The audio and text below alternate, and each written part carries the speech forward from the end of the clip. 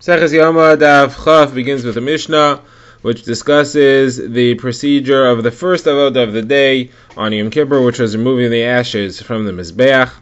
The Gemara will bring a machlokes between two Amoraim, how to explain a different Mishnah, and our Mishnah will hopefully support one of the two sides. The Gemara will discuss it. Then the Gemara will have a lengthy discussion as to what the word gever means. It's a machlokes Amoraim. The Gemara will bring a number of agadatas related to that.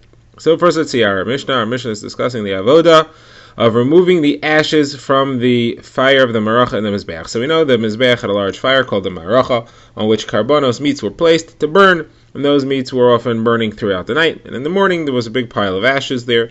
The first avodah of the day was called Trumas Hadeshen, where the Kohen on a duty for the day would take a shovelful of those ashes, take it, put it next to the ramp of the mizbeach, and it was immediately swallowed into the floor of the mizbeach. Now, if there were still a large pile of ashes that were on the maracha, it would be moved to a large pile in the center of the mizbeach called a tapuach, which sometimes piled up in extremely large amounts of ash there. Now, the Kohen Agadol on Yom Kippur was his job to do the Trumas Hadeshen. So the Mishnah discusses what was the proper time for doing Trumas Hadeshen. What was the correct time when you could say that the meats on the mizbeach on the fire were burned, and it's time to take off a shovelful of ash. It's already considered ash, not meat that needs to stay in the fire any longer. So Gemara says actually depended on what type of day it was. On a regular day, it was done approximately the time of Kriyas HaGever, the call of the Gever. Now, what's a Gever? Gemara will discuss in the machlokes if it refers to a man who went around calling, or it refers to the rooster who greeted the first light. Now, there was the time of the call, maybe a little earlier, maybe a little bit later, was approximately the time of the call of the Gever. Now, on Yom Kippur, it was done earlier. It was done at midnight, at concise. And on a Yom Tov, on our regel, it was done 1/3 of the way into the night. The night is divided into 3/3, as the Gemara discusses in the beginning of Maseches Brachos, 3 shifts. It was done at the beginning of the second shift, end of the first shift. So it was 1/3 of the way into the night. Now, the Mishnah adds one line, and it says that on Yom Tov, that by the time the call of the Gever happened, it was already large crowds in the Hazara. What is this line doing here? So, simply it would be meant to support why the Trumas Hadeshen had to be done so early. But the Gemara will discuss exactly what it's for. So, now we've seen the 3 times, either the call of the Gever, Chatzos, or 1/3 into the night. The Gemara now brings a Mishnah and a Machlokes Amoraim how to explain some part of the Mishnah, and our Mishnah will be a kash on that. The Mishnah is discussing what happens with limbs of burning karbanos that fall out of the fire. Do you have to put them back or not? So the Gemara says, the Mishnah says, very simple, if it's considered to be fully burned, they don't have to go back. And as a matter of fact, if somebody uses them, it's not me'ilah. It's not considered to be chayiv in the mitzvah of burning on the mizbeach any longer. The mitzvah is done, it's finished, it's over, the kedusha is gone, it's just ashes, now you could use it. If, however, it didn't finish burning yet, then it has to be put back into the fire. Now, how do you know if it finished burning or not? So the Mishnah says, by midnight. Anything that falls out before midnight, you have to put back in the fire, and if you use it, you're violating me'ilah. Anything which falls out of the fire after midnight, you can assume it's fully burnt, and you could just leave it. You don't have to do anything about it. So the Gemara has a machlokes Amoraim. What's the source? How do you know that this is true? So the first Amar is Rav, and he says it comes from a pasuk. The pasuk describing the mitzvah of burning the karbanos on the fire in the mizbeach, and it's followed immediately by Trumas Hadeshen, says that they both go kol halayla. And this is what the pasuk says. It says, Hi ha'ila al maikta al mizbeach kol halayla. It should burn in the mizbeach the whole night, Eisha ara biker, until the morning, Eisha mizbeach tukad boy, and the fire should burn in it, V'lav shakayin midei bad, u'michnas ebad yilba shal busar, the kohen should put on special clothing, V'herim es Hadeshen, and should take off a shovelful. So Gemara understands that also should go the whole night. That could also happen the entire night. Both the burning could happen the whole night, it says, and it also says that the Trumas Hadeshen could also happen the whole night. If they could both happen the whole night, that means that it's both ashes, and both needs to fully be burnt the whole night. That's a contradiction. If it still needs to be burnt, then it's not ashes, and you can't say Trumas Hadeshen yet. If, however, you could do Trumas Hadeshen, then it's fully burnt, and doesn't have to say anymore. How could it be that it both has the mitzvah of burning, and you could take off the Trumas Hadeshen already the entire night? That can't be. As long as it's still needs burning, you can't do Trumas Hadeshen yet. It's still meat, it's not ash. So therefore, this contradictory thing, you have to say that the resolution is that you split the night. They both say they go the whole night, so you split them. It's a contradiction. And obviously the first half of the night it's considered meat, and it has to keep on burning. And the last half of the night it's considered to be ash, and you can do Trumas Hadeshen then already. Now that's where we get the halacha that it has to be chatzos. Says the Gemara, kasha, this doesn't make sense, because according to this, it's middairaisa. It's based on a pasuk that the time for Trumas Hadeshen is no earlier than chatzos. Well, then how can our Mishnah say that in the time of a Yom Tov they did it already from the first third of the night? The first third of the night is already before chatzos. So it can't be done earlier. The Raisa can't be done until the midpoint of the night. So therefore the Gemara says that Rabbi Yochanan disagrees, and he says it's not the pshat at all. The pshat is as follows. When the Torah says that both of them could be done the whole night, it's true. They could both be done the entire night. It depends if it's fully burned or not. Some pieces of meat will be fully burned and some will not. As long as there are pieces of meat that aren't fully burnt, you have to keep them in the fire, and they have to stay the whole night as long as it takes for them to be fully burnt. However, if you have ashes, you could do Trumas Hadeshen on those ashes. You could scoop the shovelful away if it's already fully burnt, and it's ash, no problem. So its proper time is any time of the night. Now, how do we know this halacha that meat that falls out, that it's considered to be burnt? If you're not sure, that it has to go back in the fire before chatzos. It doesn't have to go back in the fire after chatzos. That comes from the fact that the Torah, when it says and when it describes this, it says that it should be kol halayla ad haboker, all night until the morning. Why do you have to tell me all night until the morning? If you tell me all night, it's obviously until the morning. What you're doing is you're telling me all night, and then the morning, a morning that's before the morning, before the general call of, before the classic morning, sometime earlier than that is the time which is what we're calling the morning. It's like the morning of the morning, earlier than the standard morning. That is the time that this is meant to be done. So you understand that that's chatzos, that's midnight. Midnight is the time when you're allowed to assume without checking, without knowing. If you don't know what the story is, you're allowed to assume that it's fully burned. Before that, you assume it's not burned. After that, you assume that it is burned. Now, as far as Trumas Hadeshen, though, we said you could do it any time during the night. So what time should I do it actually? So that's up to the Chachamim to decide. And the Chachamim said, well, let's see what the story is. If it's a regular day, so there's plenty of time to do the rest of the Avodah, we'll do it when the day begins. The day begins at the call of the Gever.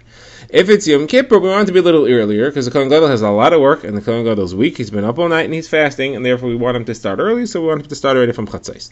On a Yom Tov, there's going to be a lot of work to do that day. There's many, many Jews coming. There's a lot of Karbanos have to be brought. Chagiga, Karban Pesach maybe. There's many Karbanos. There's a lot of work. And also, the fire is going to have huge mountains of ashes.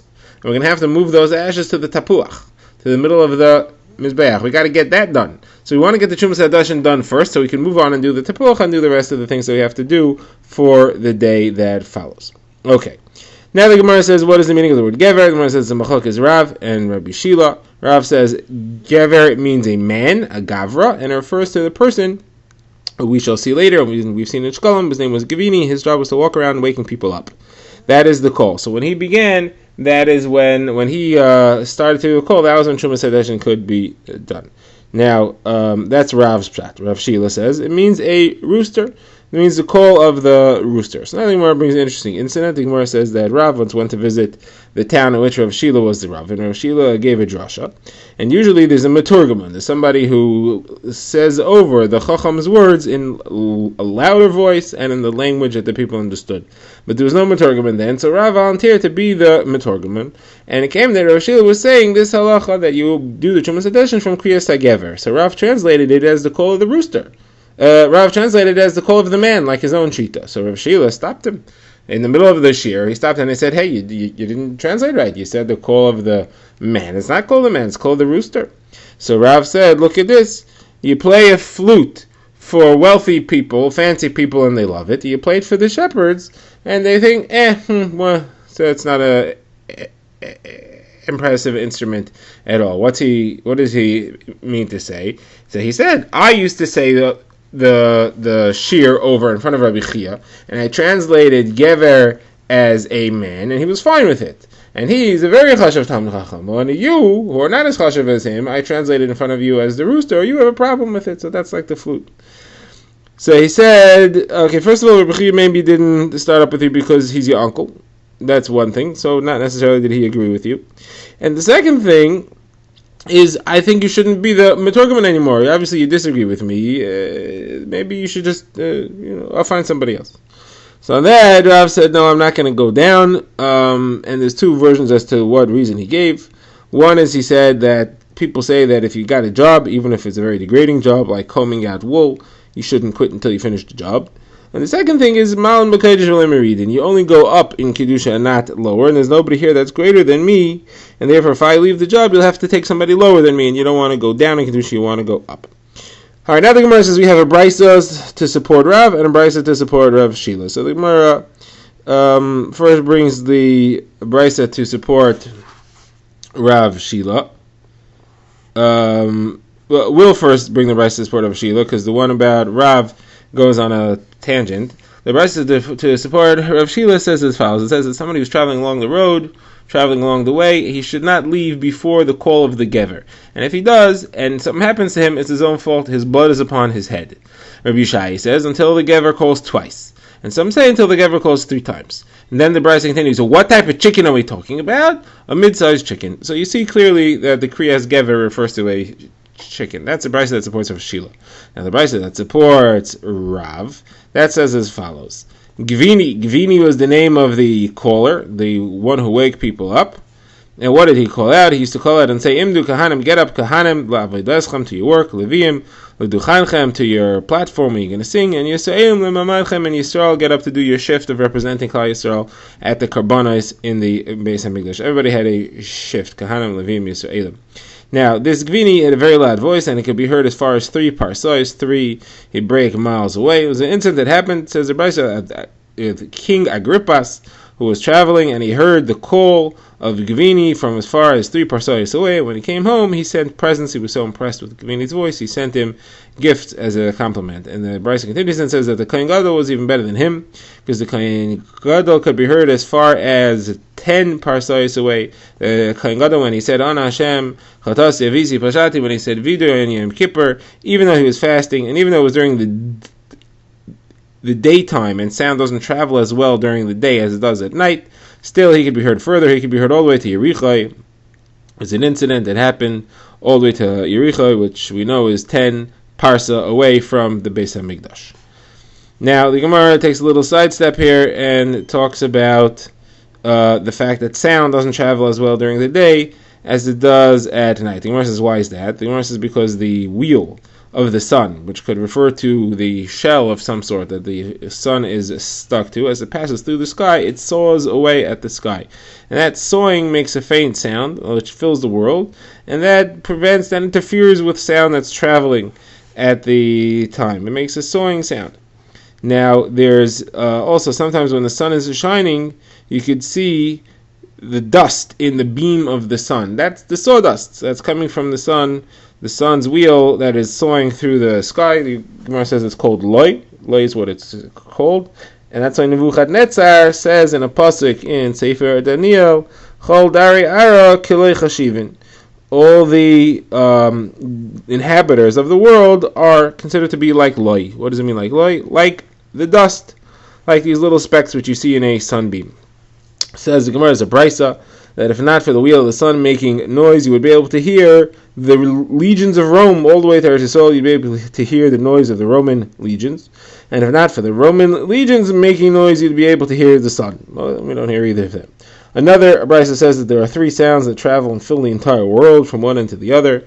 One is the sound of this wheel of the sun, another is the sound of the Roman legion, and the third is the sound of the soul as it leaves the body. Now we don't hear that, but that sound fills the entire world. And some say it's another one, also the sound of birth. A 5th one that's added is the sound of the Malach, whose job it is to take care of watering the ground, making sure that it has enough liquids both through the rain and through the natural springs. When he calls down to the water at the bottom of the earth, the depths of the earth, to come up, that sound also fills the world. More says that the Chachamim, they were mispal on behalf of the soul when it leaves the body, and they took away the sound or whatever it is that was causing the sound of the soul leaving the body.